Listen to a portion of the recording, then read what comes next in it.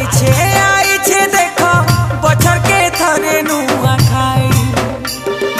पाउछे पाउछे पूजा देउले माँ सोमलई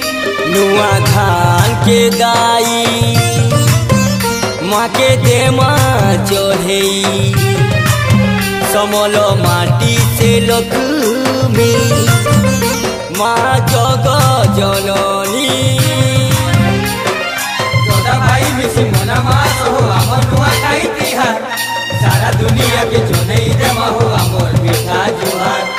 जोदा भाई मिसी मना मास हो आमर नुआ खाई तिहार सारा दुनिया के जोनई जमा हो आमर मीठा जुहार भूली ना